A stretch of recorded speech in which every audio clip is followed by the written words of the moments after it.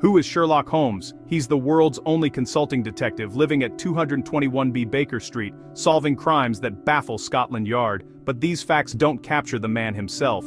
The real mystery is the mind behind the legend. Holmes is more than a character. He's an idea, a silhouette in the fog, a sharp mind in a chaotic world. He stands for the power of observation and logic, yet remains eternally mysterious.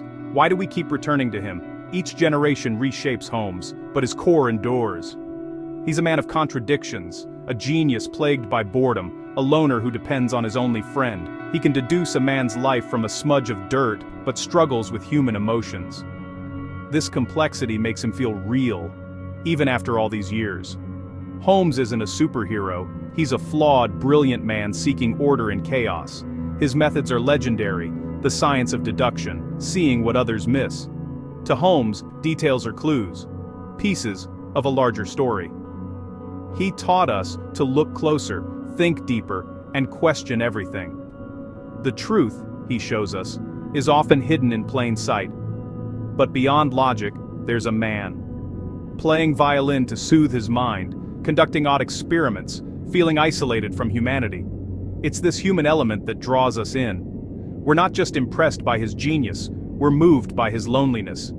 In his struggles, we see a reflection of our own. Holmes is a puzzle we can never fully solve. And that's why we can never let him go. To understand Holmes, you must understand his world. Victorian London, a city of contrasts. It was the heart of an empire, but also a place of shadows, poverty and crime, shrouded in thick yellow fog. This fog was more than weather. It was a metaphor for the city's secrets. In this uncertain world, Holmes's mind was essential, a light cutting through darkness. The late 19th century was an age of upheaval. Science challenged old beliefs, industry transformed society, and crime grew more sophisticated. The police struggled to keep up, making Holmes the perfect hero for the time. He used reason and science, not brute force, to restore order. London was his laboratory, a living library of human experience. Holmes knew its rhythms, secrets, and dangers from grand avenues to hidden alleyways. In a city of millions, it was easy to feel isolated. Holmes's detachment was a survival mechanism, allowing him to observe without being swept away. The fog of London mirrored the confusion in people's lives, the very confusion Holmes was so skilled at penetrating. He was an outsider, perfectly suited to his environment. Holmes was a consulting detective for an age of doubt and mystery. His world shaped him as much as he shaped it. In the end, London and Holmes are inseparable, each a mystery, each a legend.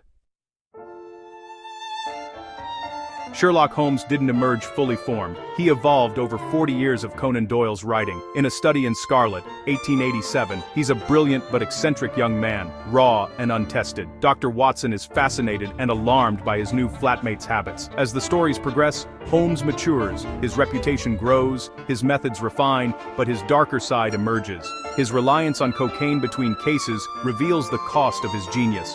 In 1893's The Final Problem, Holmes seemingly dies at Reichenbach Falls, sparking public outcry.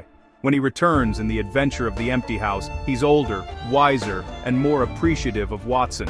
The missing years add depth and mystery to his character. In later stories, Holmes serves his country in World War I, then retires to the Sussex Downs to keep bees. The journey from eccentric youth to wise old beekeeper is a complete, compelling arc. Holmes changes, but the enigma remains. His evolution is as fascinating as any case he solved.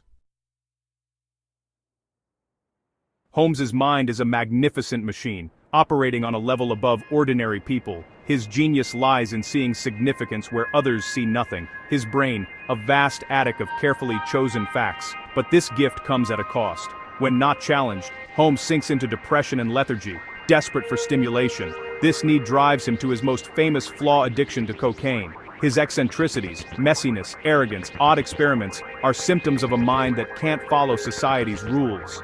He lives for his work. Everything else is secondary. Holmes is both superhuman and tragically human. His intellect isolates him, leading to profound loneliness. He understands the world's mechanics, but not its emotions.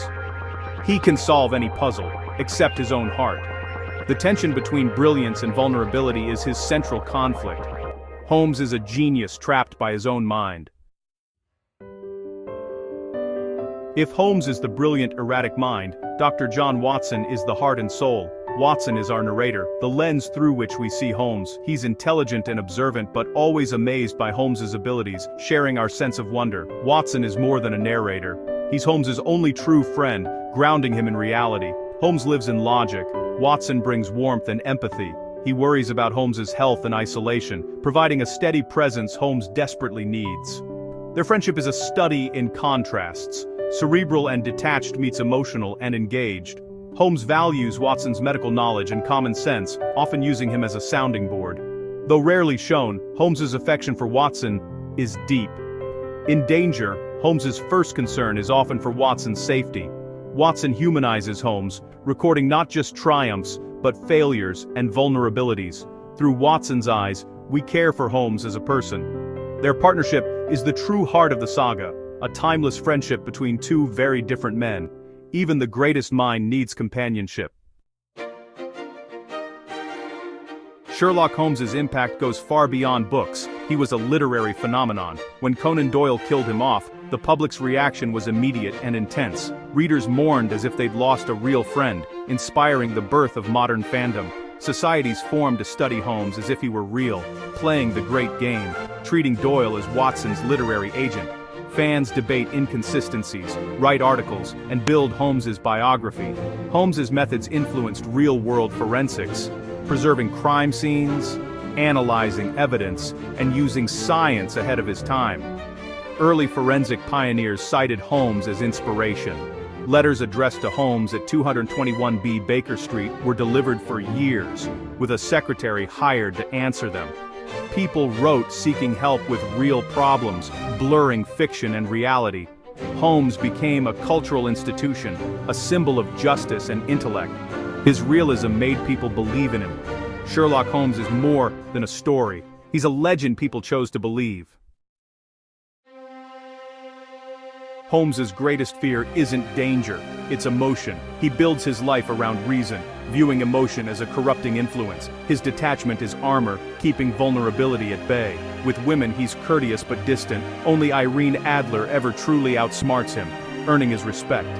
His friendship with Watson is the exception, his one emotional connection, shown through actions, not words. Holmes's emotional reticence isn't coldness, but fear of need and vulnerability. He's sacrificed part of his humanity for intellect. Holmes is a lonely king in his own mind, unable to solve the puzzle of his own heart. His greatest unsolved case is himself. Why does Holmes still matter in a world of DNA and cybercrime? Because he's about the power of the human mind. Holmes teaches us to pay attention, think critically, and seek truth beneath the surface. He's a symbol of clarity in a noisy world. Every detective since owes a debt to Holmes.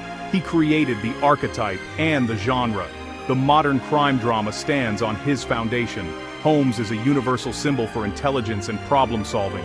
He reassures us that no problem is too complex for careful thought. We admire his genius and connect with his flaws. Holmes isn't a perfect hero, but that makes him enduringly human. He reminds us of the importance of friendship and connection. Holmes is a timeless puzzle. Studying him, we learn about ourselves.